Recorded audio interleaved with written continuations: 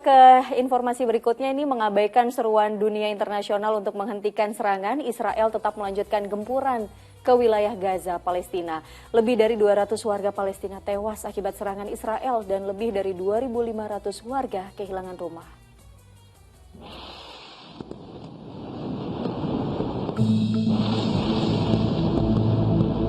Selasa dini hari, Israel terus melancarkan serangan udara ke kawasan Gaza. Bahkan 3 ledakan besar menghantam permukiman. Seruan dunia internasional untuk menghentikan serangan ini pun diabaikan militer Israel. Akibatnya, gempuran itu langsung dibalas pejuang Hamas dengan serangkaian tembakan roket.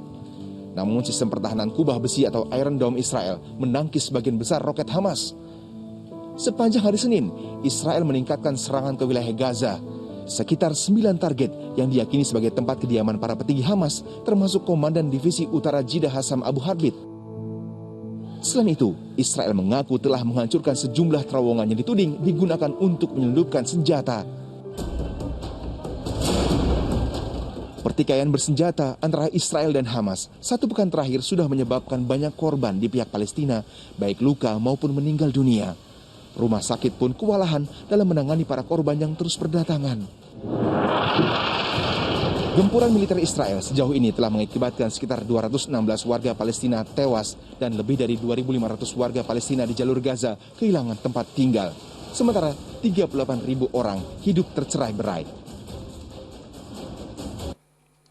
16 menteri dan wakil menteri luar negeri negara-negara anggota OKI melakukan pertemuan secara virtual guna membahas agresi Israel di wilayah Palestina.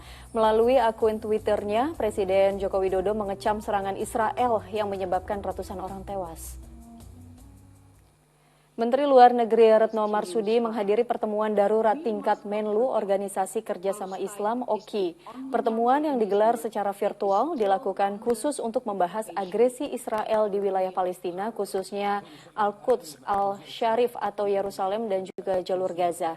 Retno Marsudi mendesak setiap negara anggota OKI untuk menggunakan pengaruh masing-masing sehingga aksi kekerasan dapat dihentikan dan upaya gencatan senjata dapat segera dilakukan. Sebelum pertemuan OKI ini dilakukan, dalam beberapa hari terakhir ini, saya melakukan banyak sekali komunikasi dengan para menteri luar negeri negara lain.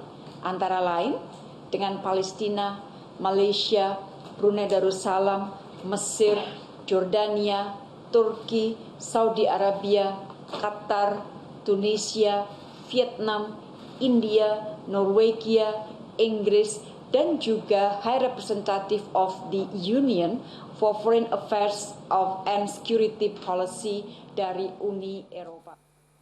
Sementara itu, Presiden Joko Widodo dalam akun Twitternya mengecam serangan Israel di wilayah Palestina yang menyebabkan ratusan warga tewas. Dalam cuitan berbahasa Inggris, Jokowi menekankan Indonesia mengutuk keras serangan Israel. Jokowi menyebut telah berbicara dengan beberapa pemimpin ASEAN guna membahas situasi di Palestina.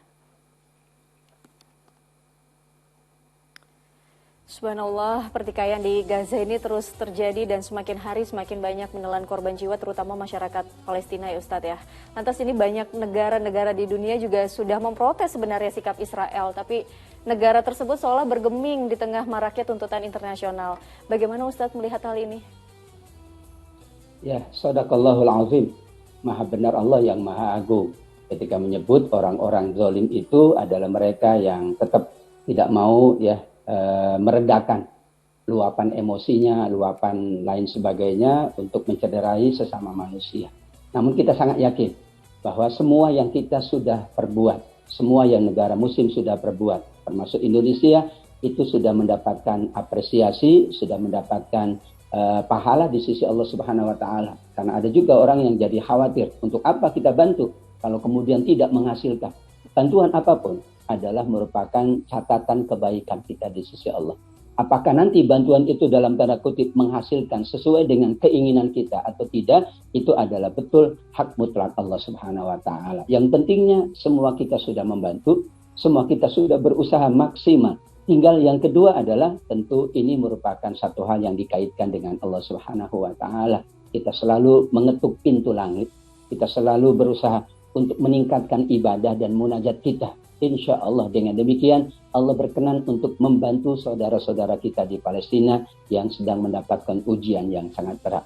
Demikian juga banyak insya Allah setelah ini ada usaha-usaha dari pemerintah, usaha-usaha dari negara muslim yang tergabung dalam OKI untuk melanjutkan ya tekanan atau desakan kepada Israel untuk menghentikan serangannya. Insya Allah tidak mungkin seseorang itu tidak ada sedikit pun ya belas kasih kepada siapa, kepada orang-orang lain, belas kasih kepada setiap manusia.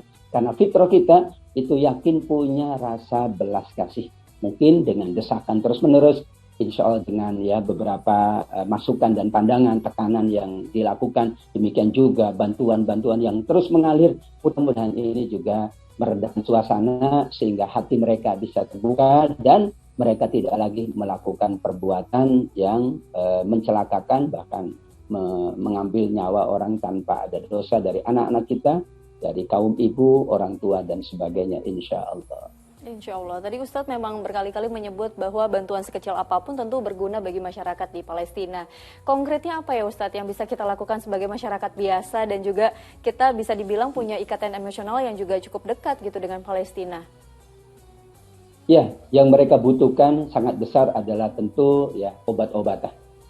Ada juga mereka membutuhkan beberapa bahan pangan atau pasokan makanan karena tentu dalam kondisi seperti itu mereka sulit ya berpuasa saja kadang-kadang mereka itu tidak berbuka puasa katanya, tidak pula sahur.